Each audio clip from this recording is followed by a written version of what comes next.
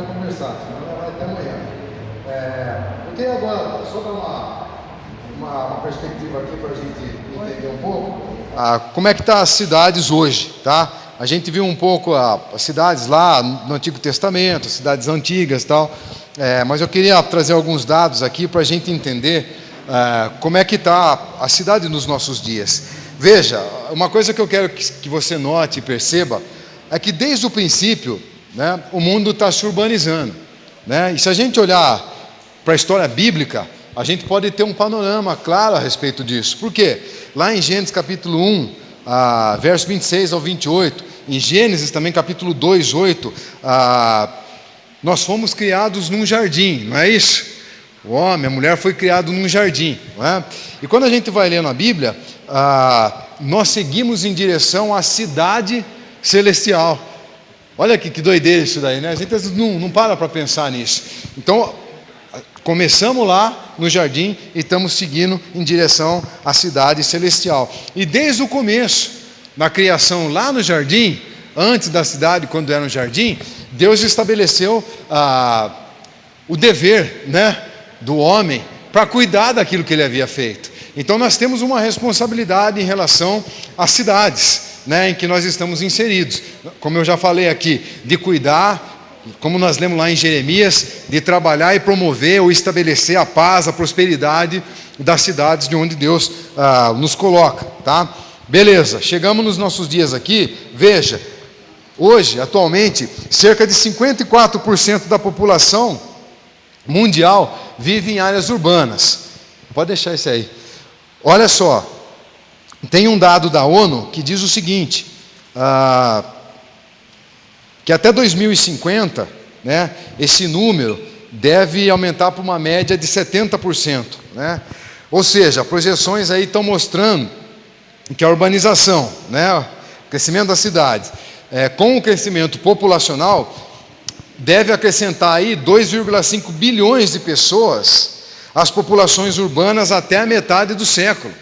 Mano, é gente a dar com pau no mundo, tá? 90% desse aumento vai estar concentrado ali na Ásia e África. Gente chegando, tá? Agora, esse aumento da população vai trazer alguns desafios, tá? Como está ali na projeção ali. E quais são esses desafios? Habitação, cresce demasiadamente a população, então a gente surge alguns desafios. Não tem casa para todo mundo, né? As grandes cidades, não só as metrópoles, São Paulo, as capitais, mas as grandes cidades, Piracicaba, a gente vê isso. A questão da favelização.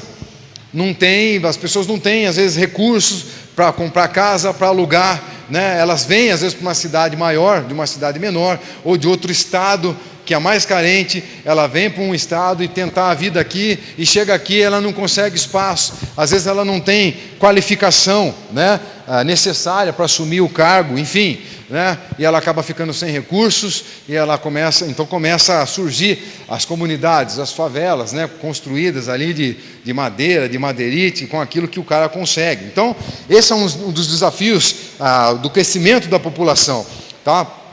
Saneamento básico, né? Infraestrutura, transporte, energia, emprego, segurança pública, serviços básicos, por exemplo, como educação e saúde, entre outros. Então, o aumento da população, o crescimento da população vai trazer esses desafios. Aqui no nosso país, por exemplo, no Brasil, mais de 80% da população brasileira já vive em áreas urbanas. Esse fenômeno urbano, esse processo de urbanização, ele começou a acontecer aqui no Brasil no início do século XX, né? O que aconteceu? Foi o processo de industrialização.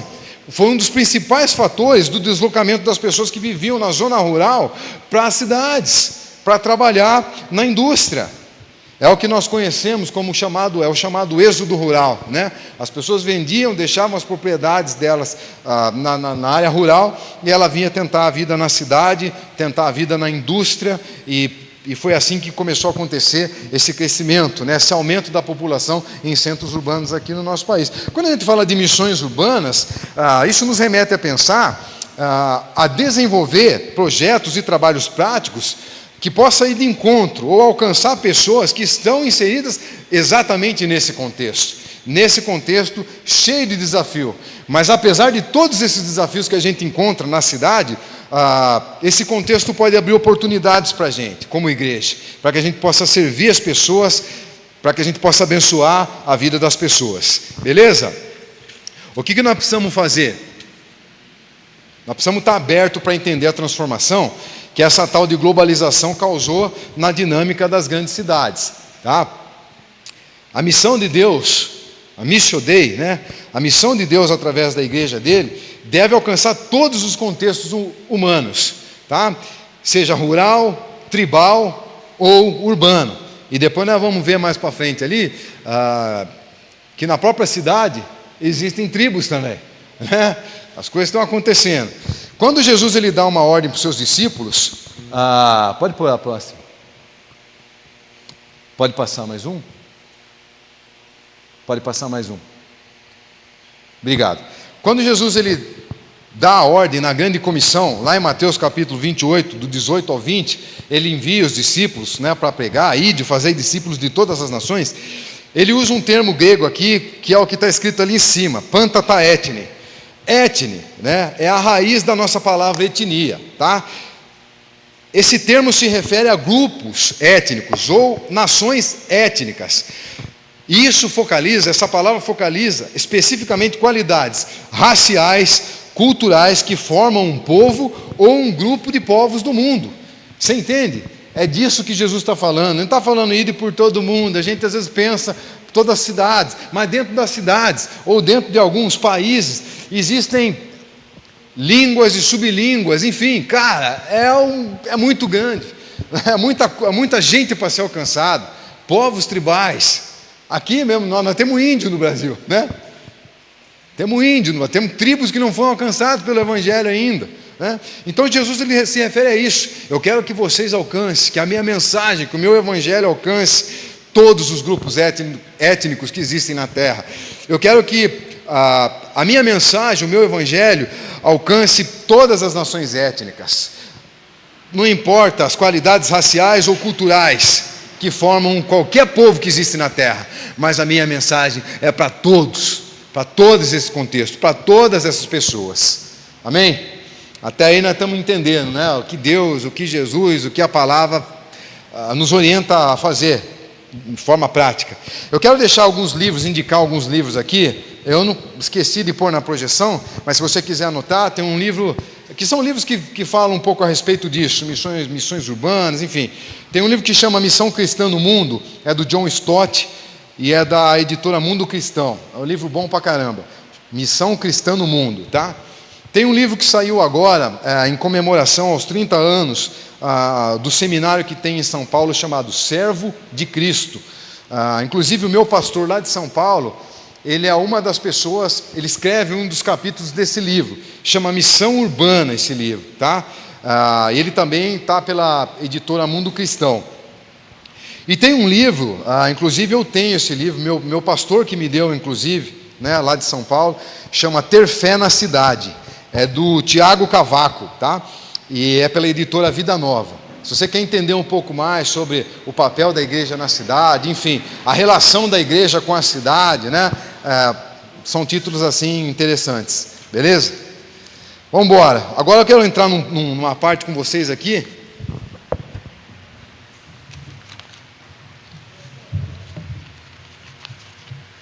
Vou organizar minha mesa aqui, senão daqui a pouco eu vou misturar as coisas aqui.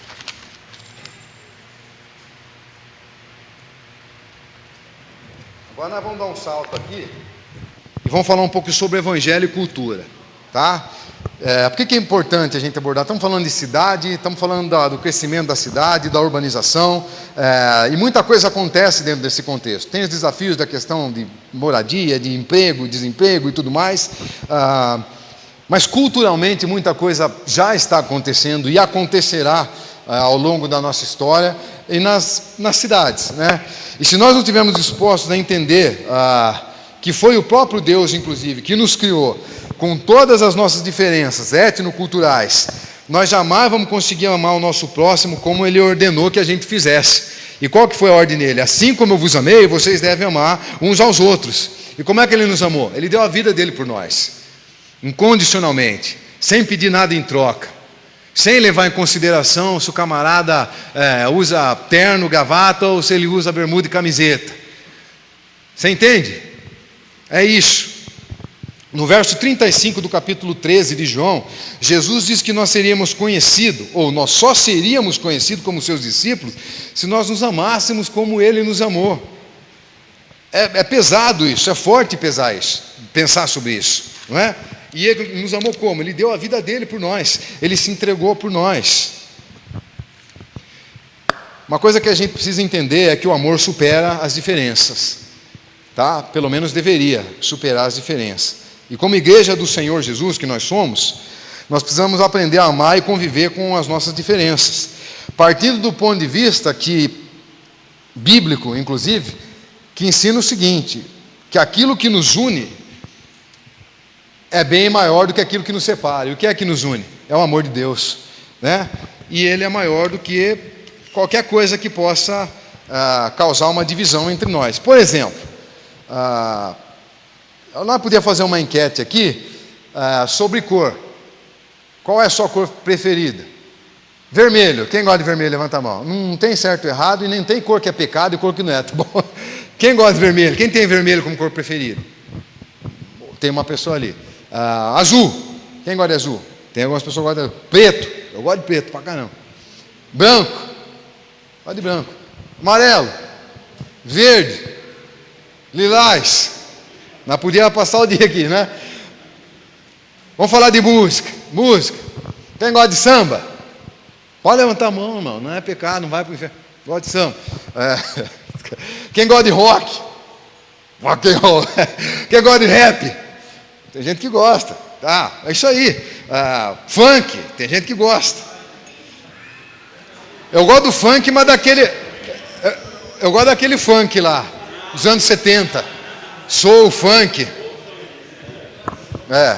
Soul funk. Aí sim. Mas tudo bem, mas tem gente que gosta. Enfim. Comida. Quem gosta? Comida preferida tem como churrasco aqui. Quem gosta de churrasco? Gosta de churrasco. Quem gosta de lasanha?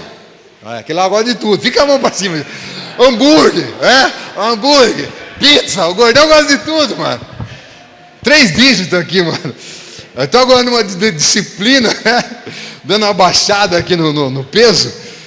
Mas, comida é um perigo, né? A gente não faz acepção de comida, né? Na verdade, não gosta de tudo, nós só gostamos que o prato esteja bem cheio, né? Mas se a gente fizesse essa brincadeira aqui, a gente ia ir longe. E uma coisa que a gente ia observar é que cada um aqui gosta de coisa diferente. Às vezes, para algumas coisas são iguais, a gente gosta de coisa igual, mas outras, elas vão ser diferentes. No entanto, nós estamos todo mundo aqui adorando a Deus, louvando a Deus, né? Porque o que nos une é maior do que aquilo que nos separa. Não importa a cor, o estilo de música, o estilo de roupa que você gosta. Tem gente que gosta de roupa social. Eu não consigo. Mas eu gosto de bermuda e camiseta, bombeta, boné. Cara, mas eu posso abraçar o meu irmão que está de paletó e gravata e dizer: eu te amo em Jesus, cara. Eu posso orar com ele, eu posso fazer a obra de Deus com ele. Um tempo atrás, nós fomos para Itaperuçu, né? Fazer um trabalho lá, junto com uma igreja de lá, no morro. O Itaperuçu está no Vale do Ribeira, né? É uma das regiões com menor IDH do nosso país, Índice de Desenvolvimento Humano. As coisas não andam, apesar de ser perto de Curitiba, o negócio não vai, tá? E nós fomos servir lá, nós fomos fazer um final de semana prolongado, num feriado prolongado, um trabalho missionário lá. E foi um busão com dentista, protético, foi uma galera. Nós fomos servir lá. E como que nós fizemos isso aí? Em parceria com uma igreja de lá. E qual que era a igreja de lá? Uma igreja parceira nossa, de lá, que organizou tudo. Nós levamos a equipe, e essa igreja de lá, daquela cidade, foi no morro, no pé do morro da comunidade que a gente ia fazer o trabalho. Lá tinha uma igrejinha, evangélica também, pentecostal, pesada, no pé do morro. O pastor foi lá e falou: nós estamos com esse projeto aqui, vamos fazer esse trabalho aqui, na comunidade. Vamos fazer junto? Por que não? Os caras já são da comunidade, os caras estão lá. Os caras conhecem a comunidade, as peculiaridades das pessoas que vivem ali, a dinâmica da vida daquela comunidade, eles conhecem, eles são parte daquilo. Por que não fazer junto? O cara ficou contente, né? O pastor ficou contente, a igreja dele ficou de quartel-general para nós, então atacou o busão lá dos dentistas, para cuidar do dente da galera, consertar a cocada, a canjica dos caras. Os protéticos trabalhou para caramba. Os caras vai antes, pega o molde da boca de todo mundo que dá, né? Vai dente dia e noite, os caras trabalham até de noite, para no último dia ver todo mundo sorrindo assim, ó, mostrando a canjica. Chega de faia, né? Chega de janela, mamãe. Vamos mostrar a cocada agora, né? Tem um amigo que é protético, ele falou: faço umas 3, 4 no meu laboratório aqui em Bauru, por semana. Mano, lá os caras fizeram 54 em 3 dias, 3, 4 dias. Tal, né? Então tem atividade com criança, a Mari atendeu lá, fez atendimento psicológico lá, dentro do ônibus, meu. Veja, é um ônibus dividido ali, adaptado para ser clínica dentária. Aí tinha uma entre-sala, né, Mari? Eu acho que não cabia dentro daquela sala, cabia mais ou menos, talvez de lado, né? Uma salinha. A Mari atendeu lá, fez atendimento psicológico para as pessoas lá. Então tinha dentista, tinha protético, tinha gente cortando cabelo, tinha gente cozinhando, tinha gente lavando a louça, tinha gente indo bater na porta das casas para visitar as famílias, tinha gente cuidando das crianças, fazendo atividade para ensinar para as crianças. Enfim, um movimento que aconteceu ali, usando as pessoas e fazendo isso em parceria, construindo junto. Essa é a cultura do reino. Que legal, né? Para as pessoas de fora falam: mas essa igreja é daqui, e essa outra igreja que está aí? Não, essa aqui não, essa aqui é lá de Bauru, esses caras vieram de lá, né? E os dentistas, cada um veio de um lugar do Brasil. Tem gente que veio de longe, pegou avião para chegar lá, para ir servir lá. Olha que legal. Esse é o reino de Deus, é a cultura do reino. Não importa que bandeira, não importa se é o nome da minha igreja, da minha missão que está lá. Importa que a igreja se une junto, independente de se é pentecostal, ou se é, não sei o que é, né? Tradicional, não sei. A gente tem igreja, irmão, tem que tirar esses rótulos, unir a nossa força no poder do amor, cara. E construir coisas juntos, servir junto. Sabe por quê? Porque junto a gente é mais forte, meu irmão. Junto a gente vai mais longe. Junto a gente pode oferecer mais. Junto a gente pode tocar a cidade. Junto a gente pode influenciar a vida das pessoas. E se a gente não entender, né? Aqui nós vamos estar lidando com pessoas que têm gosto diferente, enfim, né? Cada um aqui vem de cultura diferente, de educação diferente, enfim. O que nos une é maior do que tudo isso. Então eu quero falar um pouco agora sobre cultura. Pode passar para mim, por favor. O que é cultura, né? Eu vou ler aqui uma definição de um antropólogo britânico, e ele diz o seguinte: cultura é o complexo ou o conjunto que inclui o conhecimento, crenças, arte, morais, leis, costumes e outras aptidões e hábitos adquiridos pelo homem como membro da sociedade. Tá? Essa é uma definição técnica, daquelas chata, né? Sobre o termo. Tá? Mas do que é formada uma cultura? Uma cultura, basicamente, ela é formada por 3 elementos. Tá ali. Primeiro, cosmovisão. Tá? O que é a cosmovisão? É a maneira como um povo vê o mundo. Tá? Esse é um dos elementos que compõe uma cultura. Segundo elemento que compõe uma cultura, sistema de valores. O que isso significa? De um jeito bem tranquilão. O que é importante para aquele povo, tá? O sistema de valor daquele povo. Terceiro elemento que compõe uma cultura, normas de conduta, tá? O que seria isso? É o modo como um povo se comporta, né? Isso diz respeito, desde a forma como eles se vestem, como a maneira que ele se relaciona com outros, enfim, tá? Culturas, elas são diferentes de acordo com a sua cosmovisão, de acordo com os seus valores, de acordo com as suas normas de conduta. É isso que faz que uma cultura se diferencie da outra. E agora eu vou falar um negócio aqui que talvez pode ser que vocês dêem risada. Por exemplo, dá uma rotada. O que é para você? Por exemplo, eu vou comer lá na sua casa, Ed. E eu como, né, velho? Levo o Mateusão lá, nós come. Aí eu acabo de comer, eu dou uma rotada na mesa. O que acontece? Hein, mãe? Dá uma rotada. A senhora já está acostumada. Vai um colega meu lá. E leva um colega né, bem vestido, dá uma rotada na mesa. Aí ela fez assim para mim, né? Apanha, né? O que nós precisamos entender, gente? Talvez para nós aqui é feio. Ai, cara, porco. Você não vai lá, né? Porco. Após uma refeição, né? Arrotar, em algumas culturas, isso é totalmente aceitável. Aliás, isso é louvável, esse tipo de atitude, em certas culturas. É como se dissesse assim, mano, a melhor comida do mundo saiu da sua panela, irmão. Entrou aqui e eu borbulhei. Estralei, né? Então isso é louvável, é aceitável, extremamente aceitável em algumas culturas. Tem gente que rota para o outro lado, eu já não sei. Mas esse arroto que sobe com o elevador, né, ao invés de descer para o subsolo, esse que vai para o terraço, esse que vai para a cobertura, é extremamente aceitável em algumas culturas, é louvável. Ai do céu se você não arrotar em algumas culturas. Fala, não gostou da minha comida, desfez da minha comida. Enquanto para algumas outras culturas, você dá uma arrotada, você desfez da comida, você é porco. Olha só, velho, que porco, né? Isso é cultura, é o que acontece, né? Só para a gente entender aqui, por exemplo, beijar na boca em público. Aqui no Brasil é normal, tem sido normal até demais, né? Não é? Eu já deu uma bitoca na sua mulher, quem é casado, mulher que é casada, já deu uma bitoca no marido, selinho, né? Não tem você chega na igreja, dá um beijinho, né? Tem encontro de casal, né? O pastor fala, dá um beijinho na sua esposa, né? É normal para a gente. Na nossa cultura aqui é normal a pessoa se beijar. Tem até umas coisas que estão acontecendo no nosso dia, que estão se beijando, que não é tão normal, né? Mas assim, beijar na boca em algumas culturas pode levar alguém para a cadeia, velho. Em certos países islâmicos, se o camarada dá um beijo na esposa dele, na rua, ele pode ser preso. Agora, olha que interessante, nesses mesmos países islâmicos, um homem ele não pode andar de mão dada com a sua esposa na rua. Eu estou com a minha mulher, que eu vou dar um rolê, pá, e dou a mão para ela. Em alguns países islâmicos isso não pode acontecer.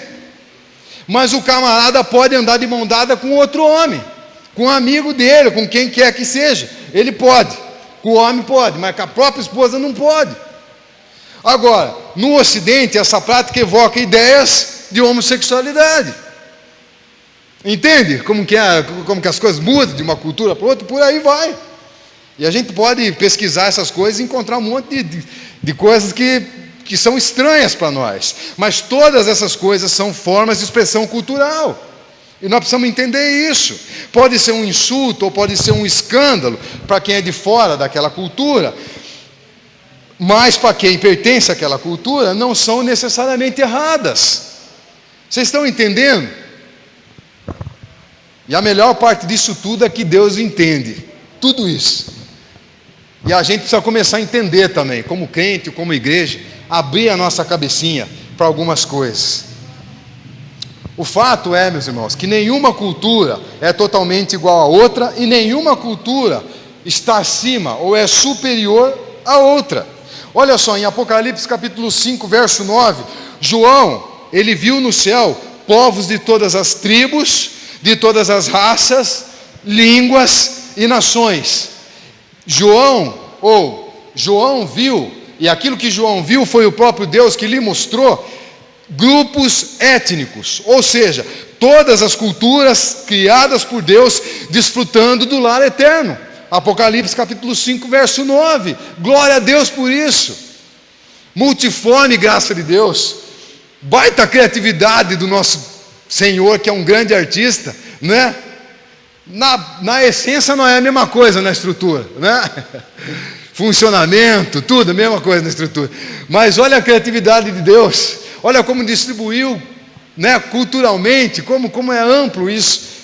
Isso é poder de Deus, não é verdade? Olha o que Deus consegue fazer. Agora, em todas as culturas que existem na face da terra, meu irmão, todas as culturas possuem elementos que precisam ser valorizados, tá? E outros que precisam ser transformados pelo Evangelho. É o que nós conhecemos ou ouvimos falar por aí como redenção de culturas. Então nós não podemos desprezar totalmente uma cultura. porque eles gostam que arrote lá. Nós temos que entender isso, à luz da cultura dos caras, e respeitar isso, entendeu? Não podemos desprezar. Mas aquela cultura não é pior do que a nossa, porque se eu arrotar aqui, todo mundo vai me criticar. É melhor? É pior? Está acima? Está abaixo? Não, de maneira nenhuma, só é diferente. A aparência pessoal é uma questão de expressão cultural também. E considerando isso, que a aparência pessoal é uma questão muito relacionada à expressão cultural, a aparência vai mudar de uma cultura para outra, com certeza, na Polinésia, por exemplo, os nativos de lá, eles usam a tatuagem para escrever a sua história familiar no corpo. É muito comum, faz parte daquela cultura. Por exemplo, a tatuagem e o piercing, que não se pode nem falar isso nas igrejas hoje, que as pessoas têm medo, os crentes arrepiam. Alguns líderes falam, pelo amor de Deus, e não vai chegar lá. E eu não estou querendo falar isso aqui para me justificar, eu não preciso me justificar. Sabe por quê? Porque eu sei de onde eu vim, eu sei quem eu sou em Deus, eu tenho muito clara a minha identidade no meu Senhor, eu não preciso disso. Mas o que eu estou tentando fazer aqui é trazer luz bíblica, clareza bíblica para o nosso coração, para que se de alguma maneira a gente quer ganhar o mundo aí fora, a gente quer ser luz na sociedade pagã lá fora, a gente quer alcançar o mundo aí fora, nós vamos precisar entender que tudo isso que eu estou falando aqui mora do nosso lado. E se a gente não tiver temor, sensibilidade e sabedoria para lidar com essas coisas, nós vamos perder muita gente para o reino de Deus. Ao invés de ganhar, nós vamos espantar. Veja, tatuagem e piercing no umbigo eram comuns no Egito Antigo. Gente, alguns povos usam piercing, brinco, argola no pescoço e outras formas de adornar e até de alteração corporal, dependendo da cultura. E quando eu falo Egito Antigo, eu estou falando de 3.100 a 30 anos antes de Cristo. Isso é cultural, gente. Entende? Isso já vem de muito tempo. Agora, o que isso tem a ver com a gente? Tem muito a ver com a gente. Nós temos que aceitar o fato, como eu já mencionei, acho aqui, não sei se eu falei, de que o mundo ele ficou pequeno. Apesar do aumento, o crescimento populacional, o que acontece? A globalização, ela fez com que certos costumes que a gente via de vez em quando, em alguns lugares distantes e remotos da terra, eles começaram a se encontrar. Não é? Por quê? Por diversas razões. Nós estávamos conversando no intervalo aqui, falando um pouco a respeito de pessoas, refugiados, Minha igreja lá em São Paulo tem um trabalho forte com refugiados lá. Então os caras fogem do país dele porque está caindo bomba na casa deles. Eles não são ruins, eles não são vagabundos, eles não são ladrões. Eles fugiram. O que você faria se começasse a cair bomba aqui? Você ia ficar na sua casa esperando a bomba cair na sua cabeça? Você ia correr, cara. Você ia carregar sua família e correr embora com ela para qualquer lugar que não caia bomba, não é? Então eles vêm para cá ou vai para outro país e eles trazem o quê? A cultura deles, não é? Então isso tem acontecido.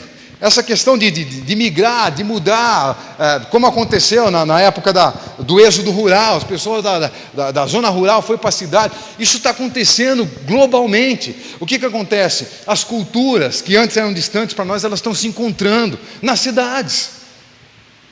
As cidades elas estão proporcionando isso, encontro de culturas. A globalização fez isso através da internet, não é? Aquilo que estava tão distante agora está próximo. A gente consegue ver, a gente consegue ter pessoas. Lá mesmo a gente estava falando, São Paulo pelo amor de Deus, São Paulo é multicultural, cara. Transcultural, multicultural, tem tudo, não é? Tem os haitianos, tem um monte de gente lá, Os colombianos, os bolivianos, os italianos, os portugueses. São Paulo tem tudo, velho. São Paulo é quase como é uma maquete do mundo, cara? É árabe, mano? Mano do céu, tem tudo ali. As culturas que estavam longe de nós, agora estão perto. Você come habibs, velho. Você tem habibs aqui. Você come habib, você entende? A gente não se dá conta disso, mas é exatamente isso que está acontecendo. A urbanização fez com que aqueles costumes distantes chegassem perto de nós. E isso atingiu a moda. A forma como a gente se veste, por exemplo, não é? A moda pop, por exemplo, ou a cultura pop, que nada mais é do que o encontro dessas culturas, né? A mistura das culturas e costumes do mundo pós-moderno. Cada um veio trazendo um pouco, né? E aí o outro que é daqui achou uma coisa que é legal lá, uma roupa que o outro usa lá, ele começou a usar também.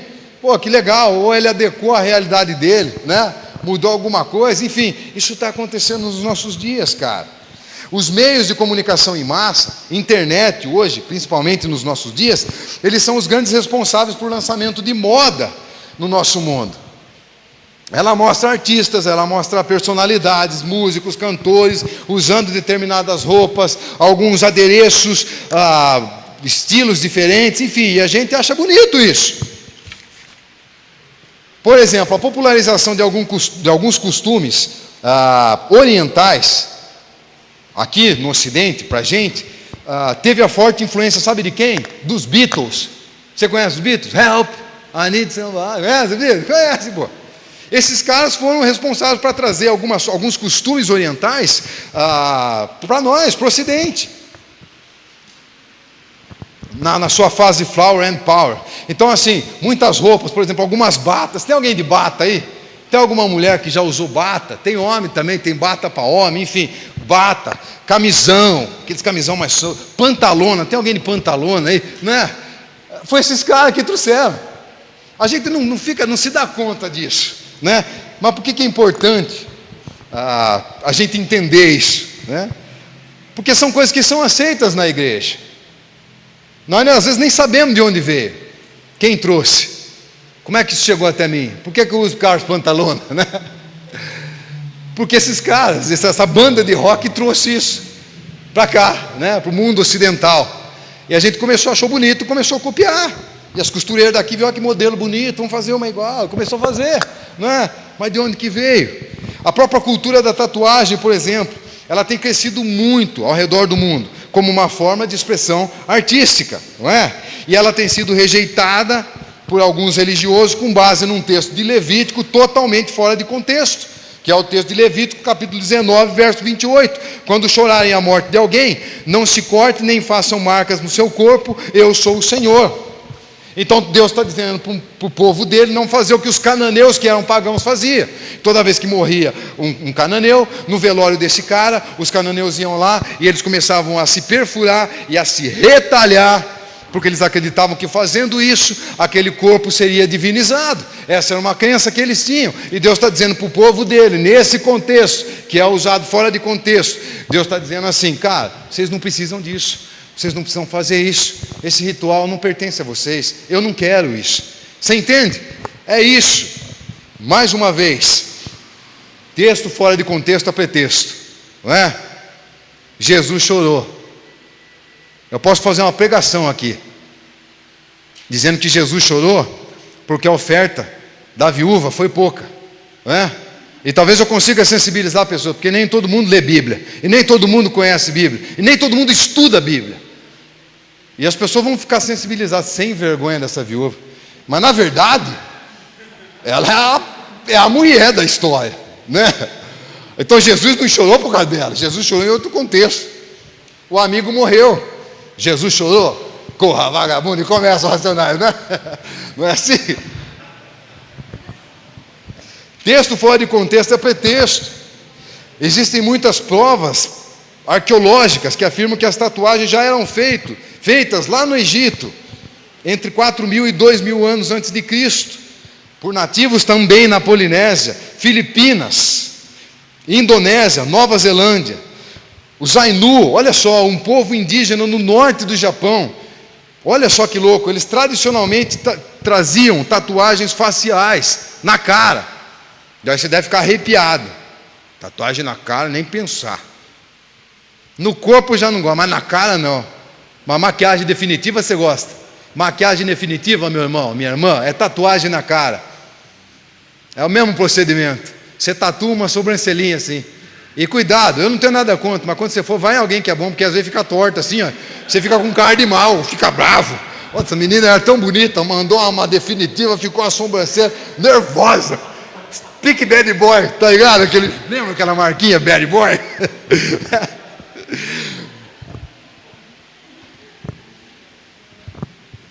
Gente, hoje, né, essa prática já também é encontrada em várias outras culturas espalhadas pelo mundo, tá? Essa questão de tatuagem facial, enfim, né? Tem, por exemplo, os berberes no norte da África, os iorubas, os fula, os alçás da Nigéria, né? Os maores da Nova Zelândia, enfim, é cultural, eles fazem isso. Essas culturas também estão se encontrando com as nossas culturas, não é? Que está fazendo parte desse mixer da cultura pop, beleza? Agora, uma coisa é engraçada, enquanto a sociedade ela parece, a sociedade ímpia, que não tem Deus no coração, enquanto a sociedade parece lidar muito bem com isso, os cristãos parecem muito confusos a respeito. Tem um pensador cristão, Leonard Sweet, ele é professor metodista, né, e é um dos mais interessantes pensadores cristãos assim da nossa época. Mas ele faz um comentário num e-book dele, e ele diz o seguinte, né, que a tatuagem, o piercing, enfim, faz parte da cultura jovem pós-moderna atual, né? Inclusive da cultura jovem pós-moderna global, tá? Está em todo lugar, porque essa é uma cultura onde a imagem é altamente valorizada. Isso faz parte da cultura jovem, está acontecendo nos nossos dias. E quantas vezes nós sentenciamos pessoas para o inferno, porque ela chega aí na igreja, no nosso convívio, né, a gente fala, pô, o cara cheio de tatuagem, brinco, boné. Quantas vezes eu não tira bombeta, hein, mano? Pode, trinca de boné mesmo. Quantas vezes eu ouvia, tira o boné na igreja. Por quê? Santidade, reverência. A reverência tem muito mais a ver com o que está dentro de mim do que com o que está fora. Porque às vezes você está de pé, está cantando, está com o braço para cima, mas está cantando, não está louvando. É isso mesmo, você está cantando, você está viajando, você está no culto, a mensagem está sendo pregada, você está no culto. Mas, mano, você está pensando no trampo lá amanhã, segunda-feira. Você está de saco cheio com o pastor aqui, não para de falar. Beleza? Maloqueiro aí, cheio de tatuagem, acaba logo, quer ir embora, assiste jogo. Quer passear no shopping, né? Liberou, põe a máscara, vai. Né?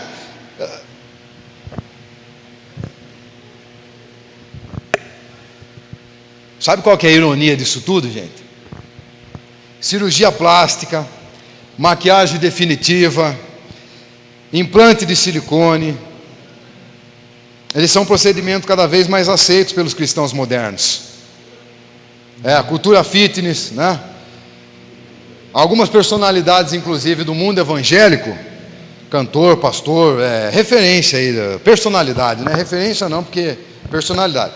Referência é outra coisa. Mas algumas dessas personalidades do mundo evangélico é tudo siliconado, sabe?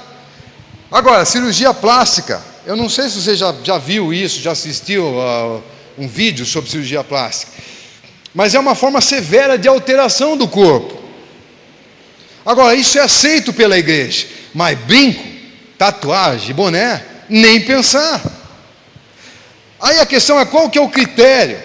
O que a Bíblia diz a respeito? E a Bíblia fala muito sobre isso. Por exemplo, na Bíblia, em Gênesis capítulo 24, do verso 47 ao 48, o que nós encontramos lá? Tem a história de um camarada chamado Isaac, e ele deu para Rebeca, para a gata dele, sabe o que ele deu? Uma argola de 6 gramas de ouro, de presente, para ser colocada no nariz. Isso se chama piercing nos nossos dias, tá? Então Isaacão deu de presente para a gata dele, para a Rebeca dele, um piercing de ouro de 6 gramas para ela meter na fuça, para tacar no narizão. Piercing é um monstro, pesado, né? Pesado mesmo, 6 gramas na fuça. E sabe o que eles fizeram depois que ele deu esse presente para ela? A Bíblia fala que ele ajoelhou-se para orar a Deus, para adorar a Deus. Veja, se o primeiro ato fosse pecado ou considerado pagão, dar um piercing de ouro de 6 gramas para a gata, fosse pagão, fosse pecado ou fosse qualquer outra coisa, Isaac não ia ter se ajoelhado e adorado a Deus em seguida. Vocês conseguem entender? Então o piercing no nariz da Rebeca não tinha nada a ver com pecado. Sabe o que era isso? O nome disso é cultura épica local. Era cultural, era um presente, era comum. Olha só que a Bíblia fala sobre isso. A Bíblia fala sobre brinco também. Brinco em homem, nunca li isso. Mas fala servos ou escravos por amor, lá em Êxodo capítulo 21, do 1 ao 6. Eu vou ler aqui. São estes os estatutos que lhe proporás. Se comprares um escravo hebreu, 6 anos servirá, mas ao 7º sairá forro. Sairá forro significa que ele teve alforria, que ele foi liberto, que ele estava livre, que ele estava desobrigado de servir.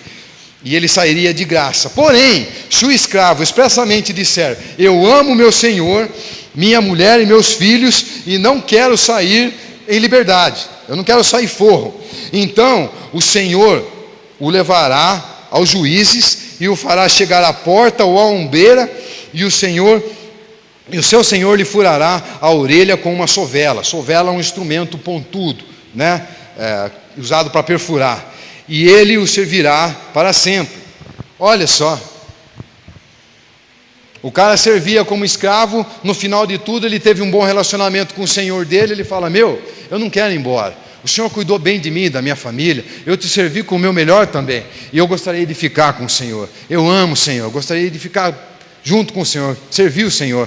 Então ele passava a ser livre, ele não era mais escravo, mas ele ia continuar junto na propriedade do senhor dele. Então ele era levado na porta da propriedade e ele era colocado um brinco na orelha.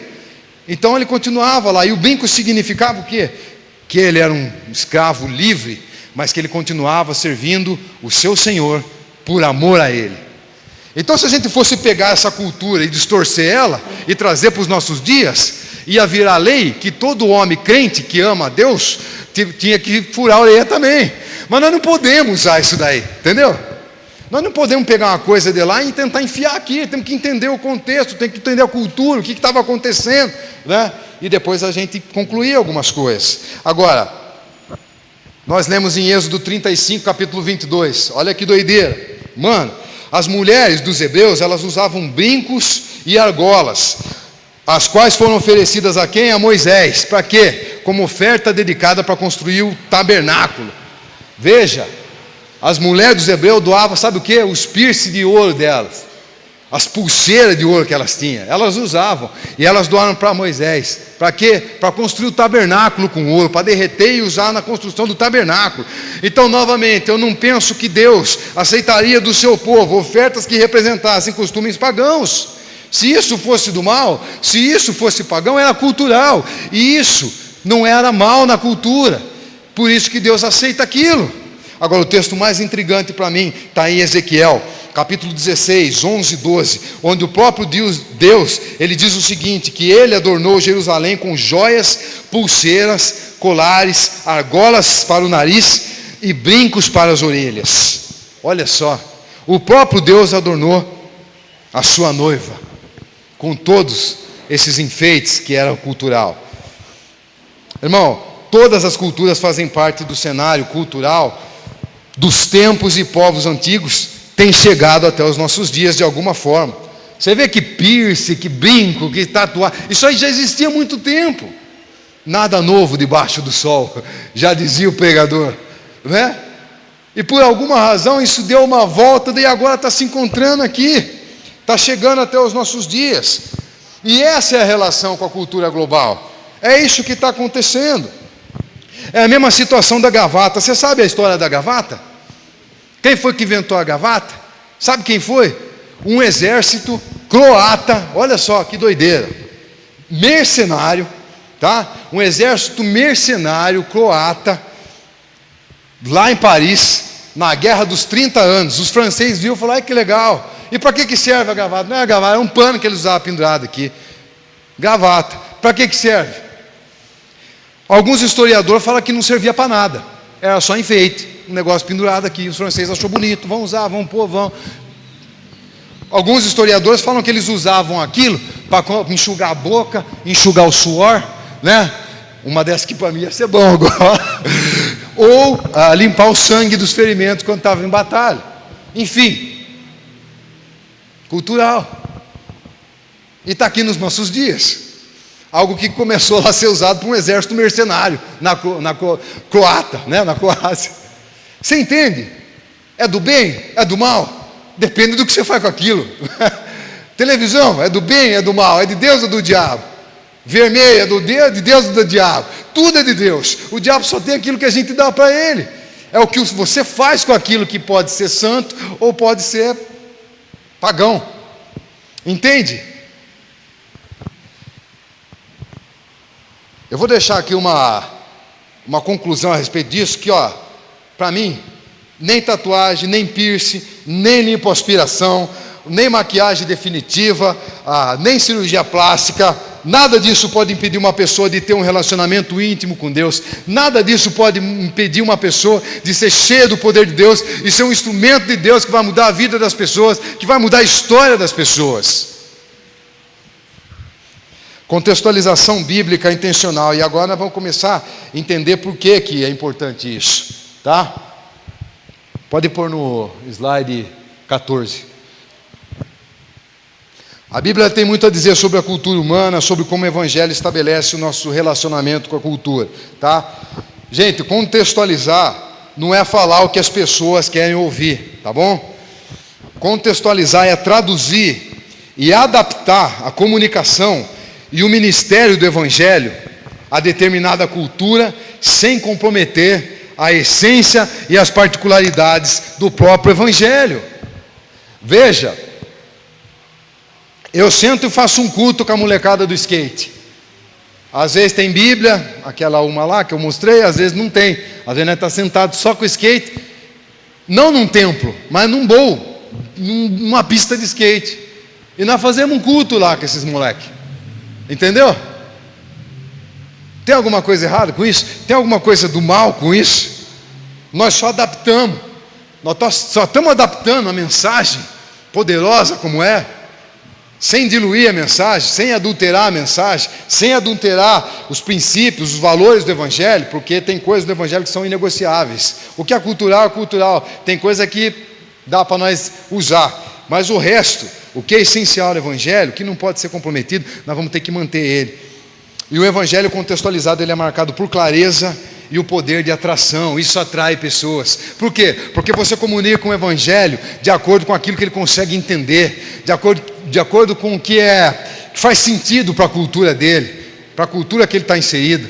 E se você não sabe, como eu disse aqui, a vida no contexto urbano, ela tem suas tribos. Tem a galera do skate, tem a cultura da tatuagem, tem a galera do hip hop, né? Tem a galera, enfim, do rock, enfim, cara, da moto, os motoqueiros, enfim, tem um monte de galera. Do Fusca, o clube do Fusca, tem um monte. Clube do livro, né? A galera que gosta de se... tem um monte. São culturas dentro do contexto urbano. E nós vamos ter que alcançar essas pessoas. Agora, para alcançar essas pessoas, nós vamos ter que estar abertos para isso. É por isso que nós precisamos entender isso aqui como igreja, gente.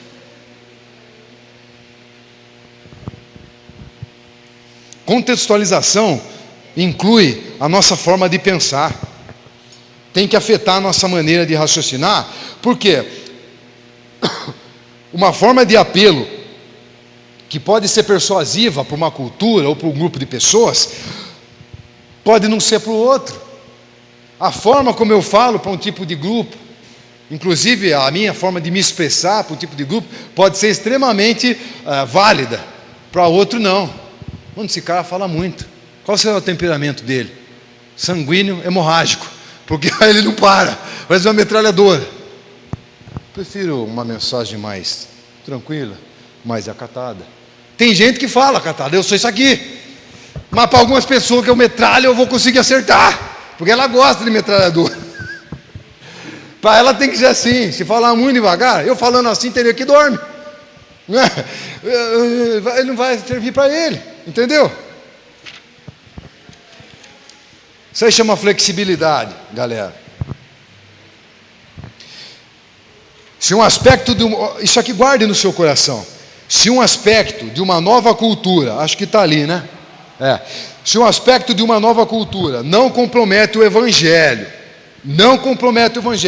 e o torna mais acessível aos outros, não há motivo para não se adaptar a esse elemento por questão de educação e amor, mesmo que não seja a sua preferência. Não podemos perder ouvintes da mensagem, porque nós, e não o Evangelho, somos culturalmente ofensivos ou intolerantes. Eu me lembro aqui, eu tenho lido sobre isso, né? Comentei até com a minha esposa. No século XIX, no ano de 1854, teve um cara chamado Hudson Taylor. Alguém já ouviu falar aqui? Se você não ouviu, leia sobre esse cara. É uma das pessoas também responsáveis para que o Evangelho chegasse longe. Nós vamos falar um pouco dele aqui. Esse cara fundou uma missão chamada Missão para o Interior da China, China Inland Mission. Hoje tem outro nome, chama Comunhão Missionária para Além Mar. E ele foi para a China, 1854. Esse cara foi para a China. Ele levou 6 a 8 meses, se eu não me engano, para chegar lá de barco. Passou por vários perreios durante a viagem. Hoje não vai de Uber, não vai de avião, né? Hoje é moleza, primeira classe, né? Lá era no soco, mano, no tranco, mano. E ele chegou lá, ele começou a pegar a mensagem do evangelho para os chineses. O que aconteceu? Ele deixou o cabelo crescer. Não é que deixou o cabelo crescer, ficou cabeludo. Tinha um corte específico lá. Os caras rapavam tudo a cabeça, deixava só uma bolinha atrás. Já viu um filme de Kung Fu antigo? Aquele naipe, aquela pegada. Deixa só uma bolinha aqui atrás e essa bolinha cresce e os caras metem uma trança no bagulho. Que nem um rabão de cavalo. Se olhar para trás é a mesma coisa que trançar o rabo do cavalo. Olhar a bunda do cavalo. Era aquilo. Um cabelo assim com uma trança só no meio. Tá? E ele fez isso. Então ele deixou o cabelo crescer, começou a trançar igual os homens chineses faziam. O que mais que ele fez? Ele passou a se vestir com as mesmas roupas que aqueles homens chineses se vestiam. Ele começou a comer as mesmas comidas que os caras comiam. E sabe o que aconteceu? Os seus amigos missionários zombaram dele. Os seus amigos missionários, muito sábios, muito cheios de teologias, né, muitos capacitados, sei lá eu como que a gente pode falar, eles começaram a rir dele. Mas só que Hudson Taylor havia pensado muito sobre uma questão interessante. Aquilo que é essencial ao evangelho e inegociável, e o que era apenas uma expressão cultural irrelevante, que na verdade poderia se tornar uma ponte para conectá-la à cultura local chinesa, para a proclamação da mensagem do evangelho. Esse cara foi esperto pra caramba. Tem coisa que não interfere no evangelho. Eu vou na cultura dos caras. Foi o que aconteceu, né? Quando o catolicismo, quando a cruz chegou no nosso país.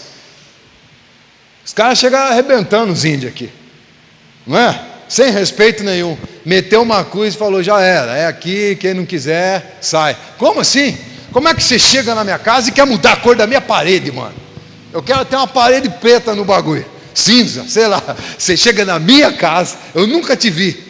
Você para com um barco na porta, na calçada da minha casa, você desce do barco, você é brancão, eu sou mais queimado porque eu vivo no sol, nós anda pelado porque nós é índio, os caras chegam aqui todo brancão, com a tarde da gravata, que pegou lá do francês, né? Que veio lá dos croatas, chega aqui e fala assim, é assim agora, põe a cruz lá e é assim. A nossa cultura foi estuprada por cristãos, não levaram nem um pouco em consideração algumas características da cultura do nosso povo. Faltou isso, faltou entender essas coisas, faltou contextualizar. Sabe o que dizem a respeito de Hudson Taylor? Mano, volta aqui, ó. Que desde o apóstolo Paulo, veja bem, desde o apóstolo Paulo até o século XIX, nunca houve outro missionário que teve uma visão tão ampla e usou um plano sistematizado para evangelizar uma grande área geográfica como Hudson Taylor. Olha só, o estrago, no bom sentido, que esse maluco fez na China, no século XIX. Se adequando àquela cultura, mantendo firmes os absolutos, os pilares do evangelho e da fé, ele alcançou pessoas, ele transformou, ele tinha um apelido, como que é? O diabo de capa preta, um negócio assim, porque ele usava um sobretudo preto, né? Uma roupa local lá, né? Os caras chamavam ele do diabo de preto, é o apelido que tacaram nele lá, né? Mas ele não era o diabo, ele era um cara de Deus. Isso se chama contextualização. E quando a gente olha para a Bíblia, nós vemos o apóstolo Paulo fazendo bem essa contextualização em cada ambiente, em cada cultura com as quais ele se relacionou. Paulo foi um mestre de contextualização. Ele usou o evangelho para desafiar completamente a narrativa cultural de cada sociedade, de cada cultura que ele passou. E olha o que diz na palavra de Deus, 1 Coríntios 9, 22, tornei-me tudo para com todos, para de todos os meios vir a salvar alguns. Tem coisa que é muito clara na Bíblia, valor bíblico, pilar da fé, é claro. Agora, algumas outras coisas, a Bíblia nos dá a liberdade para lidar com ela. Nós só precisamos ser inteligentes. Isso fere a Deus? Isso contraria aquilo que é essencial da fé? Não. Então, por que não podemos usar? Por que nós não podemos fazer uma ponte? Eu desenho, cara. Eu gosto de desenhar, desde pequeno, né, mãe? Desenhava na parede de casa, tudo. Na pandemia não podia sair, não podia juntar a molecada para fazer os trabalhos lá com o skate. Eu comecei a desenhar e postar meus desenhos nas redes sociais. E eu comecei a me comunicar. Foi uma conexão com tatuadores, com a galera que curte desenho, a galera do grafite, e eu comecei uma relação com esses caras, uma maneira de me conectar aos caras, através da arte. Eu fazia live, né, durante o período de pandemia, né, não podia sair, mas eu tinha que ir onde as pessoas estavam. E onde as pessoas estavam? Em casa. Em casa a pessoa fica onde? Nas redes sociais, internet, Face e, como que chama? O Instagram. E Netflix, série, né? Mas ninguém aguenta assistir série. Então as pessoas estavam nas redes sociais. Agora, se nós como igreja não ocuparmos os espaços públicos, se nós não ocuparmos as redes sociais, o mundo vai fazer isso. Com conteúdo lixo, com porcaria. Então nós temos que ocupar esse espaço. E eu fazia minhas lives lá, Mateusão e seus amigos monstros. E eu tenho alguns amigos que são referência no esporte, na arte, na tatuagem, que são cristãos. Eu entrei em contato com os caras e falei, mano, vamos fazer o bang? Vamos. Então vai ser assim, nós vamos fazer uma entrevista. Você vai falar sobre quando você começou a tatuar, ou quando você começou a treinar a luta, vai contar suas histórias, tal. E depois, nós vamos entrar num ponto que é o mais importante de tudo isso. Nós vamos falar sobre espiritualidade, como é que é a sua questão, a sua espiritualidade, e aí nós vamos compartilhar a nossa fé em Jesus. Então tinha os meus seguidores e tinha os seguidores dos caras, e tem cara que tem mais de 30 mil, 36 mil seguidores, desses meus amigos. Você imaginou quanta gente a gente podia alcançar num ambiente virtual?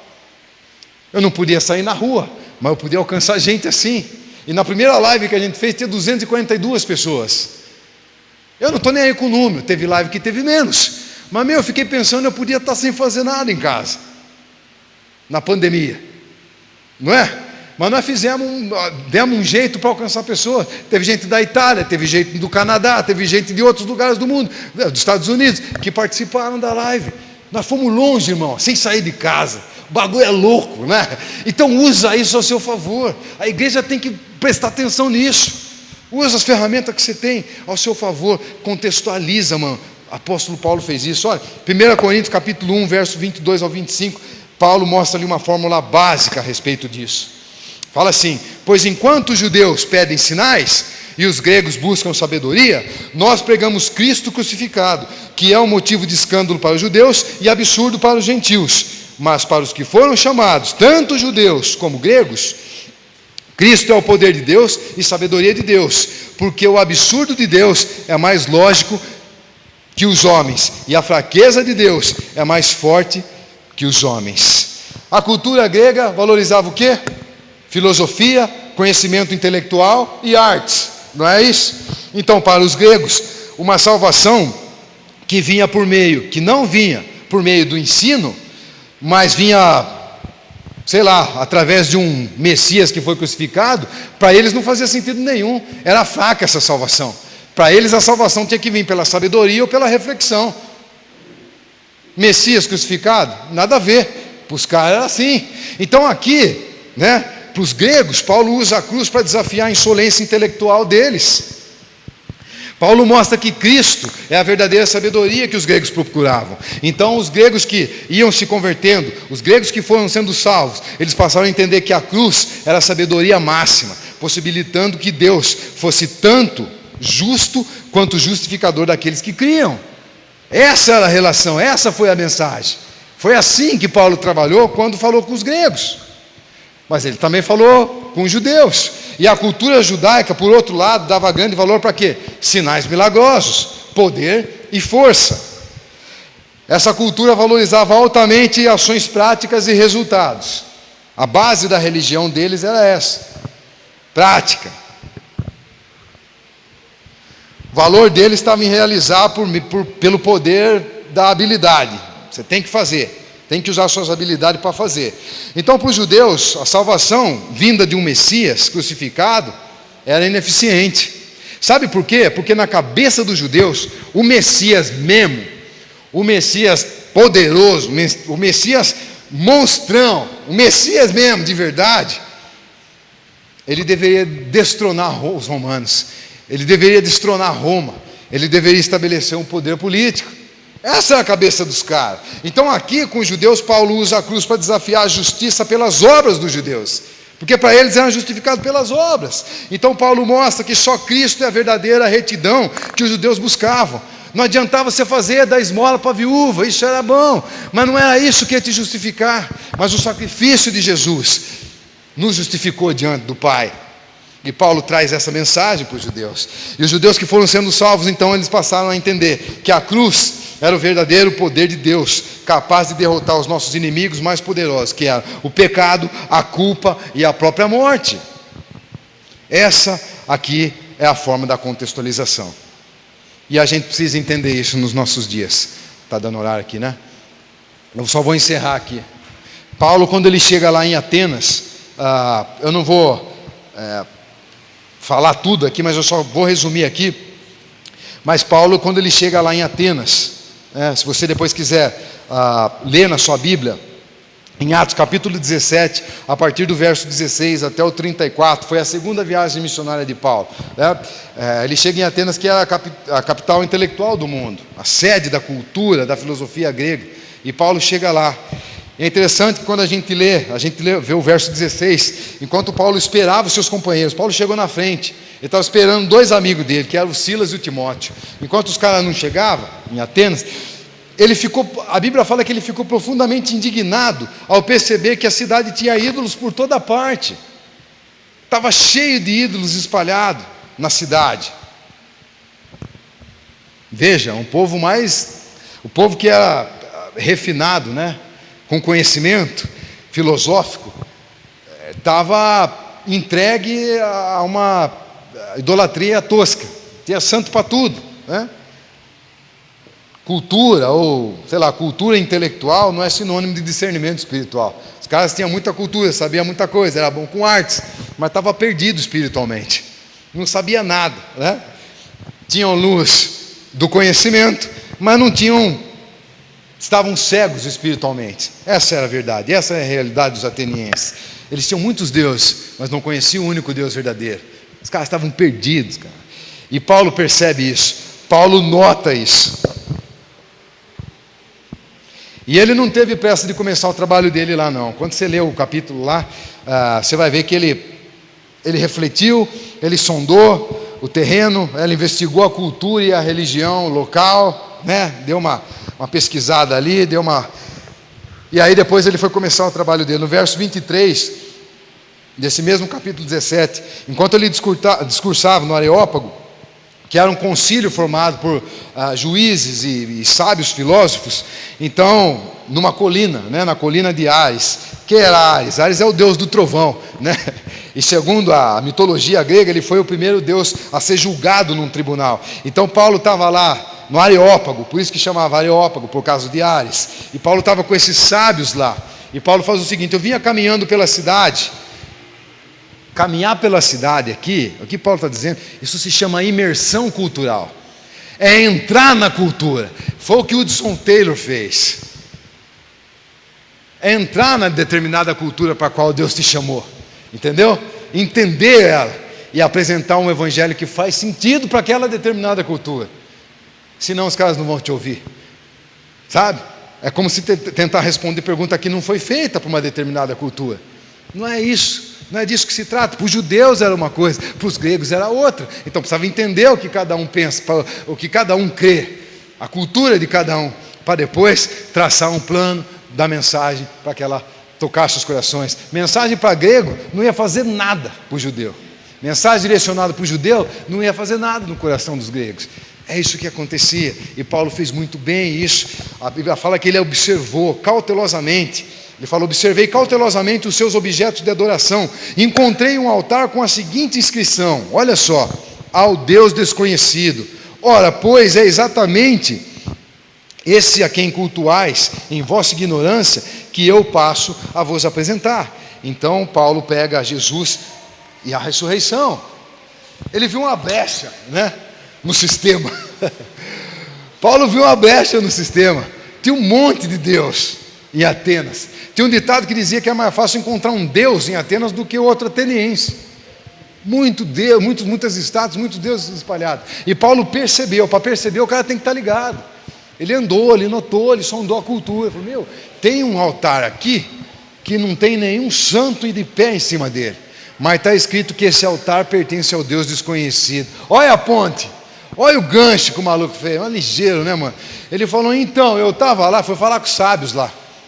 Falou, eu estava passando, eu estava vendo toda aqui a cultura aqui de você, e eu percebi que tem um altar lá. E eu vim apresentar esse Deus para vocês.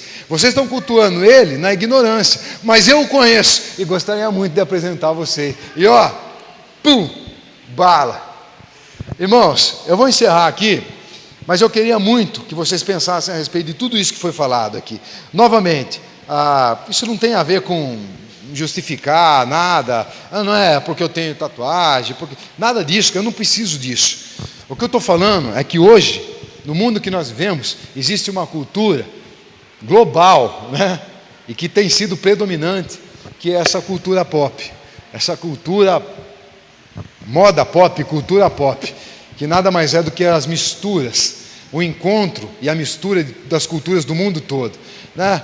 E cada vez nasce uma nova, surge uma nova. Isso está acontecendo aqui. Talvez, né, na sua igreja, comece a aparecer algumas pessoas assim. Eu fico feliz.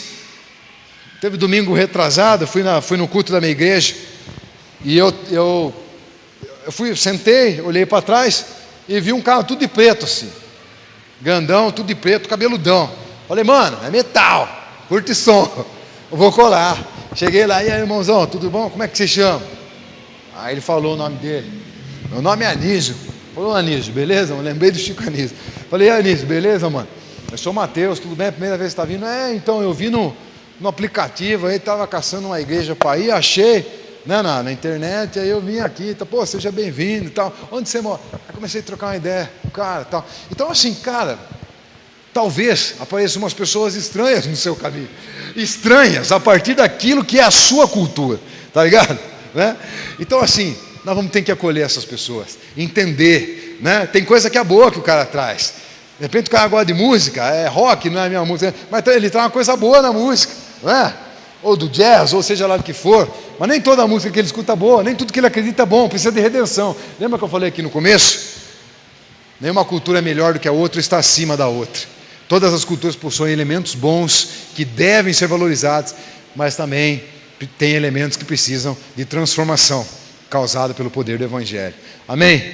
O mundo está mudando, irmãos. Papel está acabando, tudo é virtual agora. Os relacionamentos ficaram virtual esse ano, quase que o ano todo. Enfim, nós temos que estar atentos para isso. Entender, as pessoas são diferentes, elas vão ser cada vez mais. Mundo crescendo, as culturas se encontrando, não é? Vários fenômenos acontecendo ao redor do mundo. E aí, como é que nós vamos lidar com isso? Daqui a pouco vai crescer, molecada de piercing, e aí, vai embora da igreja, porque não pode. E nós sentenciamos as pessoas para o inferno. Nós dizemos para as pessoas em nome de Deus o que Deus não disse. Nós fazemos para as pessoas em nome de Deus aquilo que Deus não fez. Nós citamos coisas da palavra de Deus que Deus não citou e não disse com aquela intenção e naquele contexto.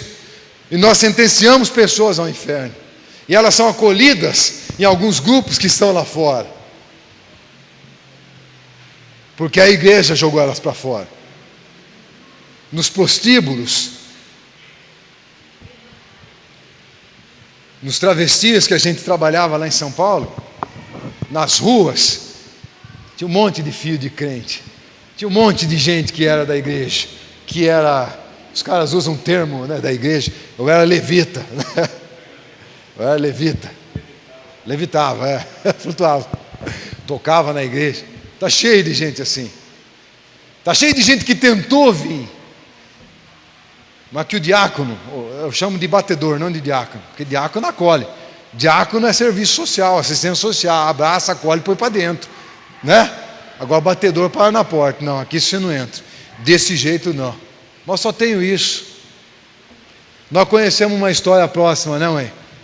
De uma pessoa que ficou presa, tirou uma cota na cadeia. Lá na cadeia ouviu o Evangelho.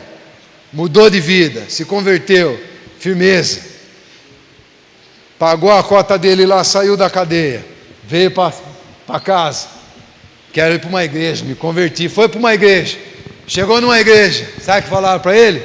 Primeiro dia que ele foi na igreja: irmão, que bom que você veio aqui, mas aqui, se você quiser continuar vindo aqui, você tem que meter um terno, aqui nós só entra de terno. Mas ninguém deu um terno pro cara, e o cara não tinha grana para comprar terno. Terno é caro, irmão, terno é mais caro que bermuda. Né? Você entendeu? Ele não foi mais para a igreja, morreu, né, mãe? Soro positivo, HIV, longe de Jesus. Sabe por quê? Porque a igreja falou não para ele. Porque a igreja falou: cara, aqui você não entra. Agora me mostra na Bíblia, que parte da Bíblia que Jesus falou isso aqui você não entra. Eu vejo um Jesus falando assim: vem até mim você que está cansado. E quando ele fala cansado, sobrecarregado, oprimido, eu te aliviarei. Ele não falou venha de terno, venha de paletó. Ele não falou nem para a prostituta vá se vestir. Mas para a prostituta ele se abaixou, ela falou: eu não te condeno. Para a mulher adúltera, ele abraçou ela, ele olhou no olho dela e falou: eu não te condeno. Vá em paz e abandone o seu pecado. O Rei dos Reis, o Filho do Deus vivo, ele fez isso.